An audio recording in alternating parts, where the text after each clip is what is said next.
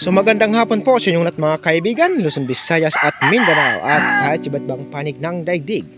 Welcome back to my channel, Katutubo TV Vlog. So nandito na naman po tayo mga kaibigan sa bundok sa ating mga alagang manok. So mayroon na naman po akong bagong i-share sa inyo.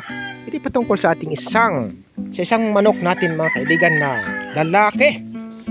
So mayroon siyang kakaiba na namang tinataglay. So mayroon siyang kaliwat kanang 7 bakod na tinatawag. So ipapakita po natin siya sa inyo.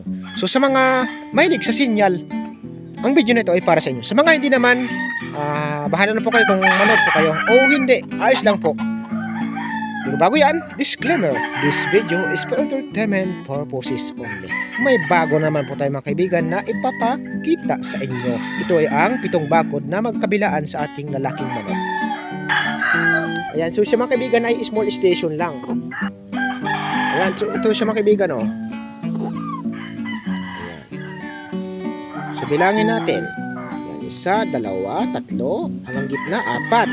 Tapos 5, 6, 7. So 7 po siya mga kaibigan. Ayan. So 7 bakod po siya. Ang kanyang paningit dito sa baba ay isa lang. Ayan. So, may paningit po siya dito na kaliskis sa baba pa ng tahid. So isa lang po siya mga kaibigan. Sa kanan po ito na paa.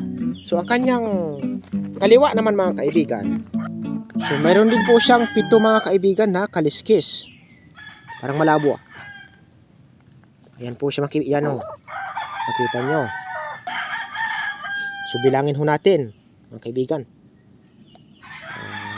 Mula dito sa may gitna. 1, 2, 3, 4, 5, 6, 7. So mayroon siyang 7 mga kaibigan. Ayan, makita nyo. At may 5 siyang paningit na magkasunod sa baba ng tahi. Pinakagilid lang. Ayan, makita nyo.